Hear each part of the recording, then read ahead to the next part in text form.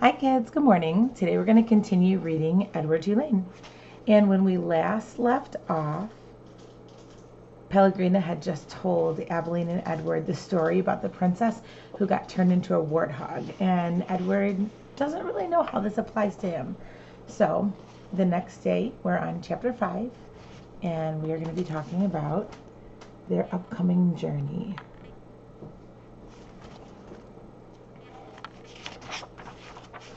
The house on Egypt Street became frantic with activity as the Tulane family prepared for their voyage to England.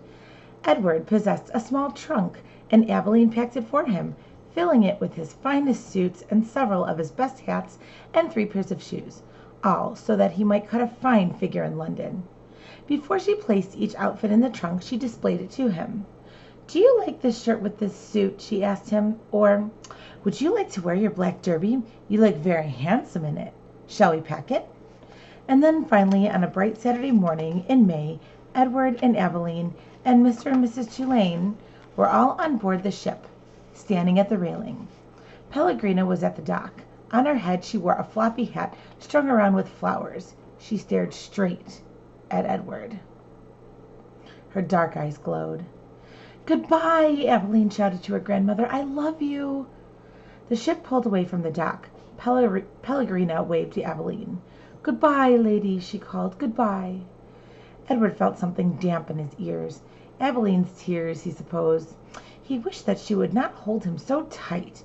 To be clutched so fiercely often resulted in wrinkled clothing. Finally, all the people on land, including Pellegrina, disappeared. Edward, for one, was relieved to see the last of her.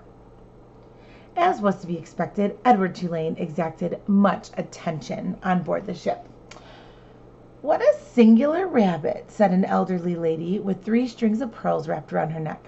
She bent down to look more closely at Edward. "Thank you," said Abilene. Several little girls on board gave Edward deep glances full of longing. They asked Abilene if they could hold him. "No," said Abilene. "I'm afraid that he's not the kind of rabbit who likes to be held by strangers." 2 young boys, brothers, named Martin and Amos, took particular interest in Edward. "What does he do?" Martin asked Abilene on their second day at sea. He pointed at Edward, who was sitting on a deck chair with his long legs stretched out in front of him. "He doesn't do anything," said Abilene. "Well, does he wind up somewhere?" asked Amos. "No," said Abilene. "He does not wind up." "Well, what's the point of him, then?" said Martin. "The point is that he is Edward," said Abilene. "Well, that's not much of a point," said Amos. "No, it's not," agreed Martin. Then, after a long, thoughtful pause, he said, "I wouldn't let anybody dress me like that." "Me neither," said Amos. "Do his clothes come off?" asked Martin. "Of course they do," said Abilene. "He has many different outfits, and he has his own pajamas, too. They are made of silk." Edward, as usual, was disregarding the conversation. A breeze was blowing in off the sea, and the silk scarf wrapped around his neck billowed out behind him. On his head he wore a straw boater. The rabbit was thinking that he must look quite dashing. It came as a total surprise to him when he was grabbed off the deck chair, and first his scarf, then his jacket and his pants were ripped from his body. Edward saw his pocket watch hit the deck of the ship and roll merrily toward Abilene's feet. "Look at him," said Martin. "He's even got underwear." He held Edward aloft so that Amos could see. "Take it off," shouted Amos. "No!" screamed Abilene. Martin removed Edward's underwear. Edward was paying attention now. He was mortified. He was completely naked except for the hat on his head, and the other passengers on board the ship were looking at him, directing curious glances and embarrassed glances his way. "Give him to me!" screamed Abilene. "He's mine!" "No," said Amos to Martin. "Give him to me." He clapped his hands together and then held them open. "Toss him," he said. "Please," cried Abilene. "Don't throw him. He's made of china. He'll break." Martin threw Edward, and Edward sailed naked through the air. Only a moment ago, the rabbit had thought that being naked in front of a shipload of strangers was the worst possible thing that could ever happen to him. But he was wrong. It was much worse, being tossed in the same naked state from the hands of one grubby, laughing boy to another. Amos caught Edward and held him up, displaying him triumphantly. "Throw him back," called Martin. Amos raised his arm, but just as he was getting ready to throw Edward, Abilene tackled him, shoving her head into his stomach and upsetting the boy's aim. So it was that Edward did not go flying back into the dirty hands of Martin. Instead, Edward Tulane went overboard. Chapter 6.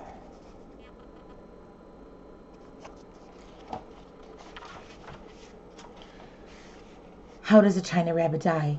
Can a China rabbit drown? Is my hat still on my head? These were the questions that Edward asked himself as he went sailing out over the blue sea. The sun was high in the sky, and from what seemed to be a very long way away, Edward heard Abilene call his name. "Edward!" she shouted. "Come back!" Come back? Of all the ridiculous things to shout, thought Edward. As he tumbled ears over tail through the air, he managed to catch one last glimpse of Abilene. She was standing on the deck of the ship, holding onto the railing with one hand. In her other hand was a lamp. No, it was a ball of fire? No, Edward realized it was his gold pocket watch that Abilene held in her hand, and she was holding it up high, and it was reflecting the light of the sun. My pocket watch, he thought. I need that. And then Abilene disappeared from view, and the rabbit hit the water with such tremendous force that his hat blew off his head. Well, that answers that question, thought Edward, as he watched the hat dance away on the wind. And then he began to sink. He sank and sank and sank.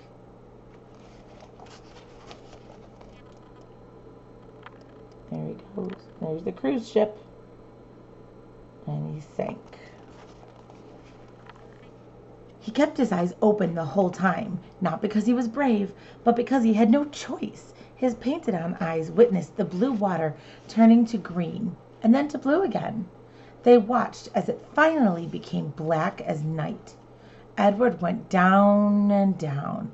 He said to himself, "If I am going to drown, certainly I would have done so by now."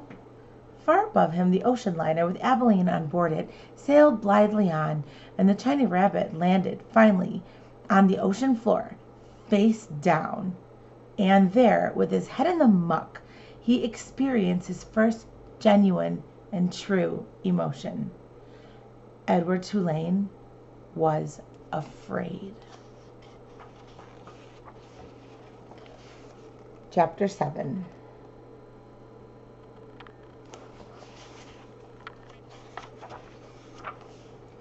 He told himself that certainly Abilene would come and find him. This, Edward thought, is much like waiting for Abilene to come home from school. I will pretend that I'm in the dining room of the house on Egypt Street, waiting for the little hand to move to the 3 and the big hand to land on the 12. Oh, if only I had my watch, then I would know for sure. But it doesn't matter. She will be here very, very soon. Hours passed, and then days, and weeks, and months. Abilene did not come. Edward, for lack of anything better to do, began to think. He thought about the stars. He remembered what they looked like from his bedroom window. What made them shine so brightly, he wondered, and were they still shining somewhere, even though he could not see them? Never in my life, he thought, have I been further away from the stars than I am now. He considered, too, the fate of the beautiful princess who had become a warthog. Why had she become a warthog? Because that ugly witch turned her into one, that was why. And then the rabbit thought about Pellegrina. He felt in some way that he could not explain to himself that she was responsible for what had happened to him. It was almost as if it were she and not the boys who had thrown Edward overboard. She was like that witch in the story. No, she was the witch in the story. True, she did not turn him into a warthog, but just the same she was punishing him, although for what, he could not say. On the 297th day of Edward's ordeal, a storm came. The storm was so powerful that it lifted Edward off the ocean floor and led him in a crazy, wild, and spinning dance. The water pummeled him and lifted him up and shoved him back down. Help, thought Edward. The storm, in its ferocity, actually flung him all the way out of the sea, and the rabbit glimpsed for a moment the light of an angry and bruised sky. The wind rushed through his ears. It sounded to him like Pellegrina laughing. But before he had time to appreciate being above water, he was tossed back down into the depths. Up and down, back and forth he went until the storm wore itself out. And Edward saw that he was beginning again his slow descent to the ocean floor. "Oh, help me," he thought. "I can't go back there. Help me." But still, down he went. Down, down, down. And then suddenly the great wide net of a fisherman reached out and grabbed the rabbit. The net lifted him higher and higher and higher until there was almost an unbearable explosion of light, and Edward was back in the world, lying on the deck of a ship, surrounded by fish. "Eh, what's this?" said a voice. "Ain't no fish," said another voice, "that's for sure." The light was so brilliant that it was hard for Edward to see, but finally shapes appeared out of the light, and then faces. Edward realized that he was looking up at two men, one young and one old. "Looks like some toy," said the grizzled old man. He bent and picked Edward up and held him by his front paws, considering him. "Oh, a rabbit, I reckon. It's got whiskers and rabbit ears, or the shape of rabbit ears at least." "Yeah, sure, rabbit toy," said the younger man, and he turned away. "I'll take it home to Nellie. Let her fix it up and set it to rights. Give it to some child." The old man placed Edward carefully on a crate, positioning him so that he was sitting up and could look out at the sea.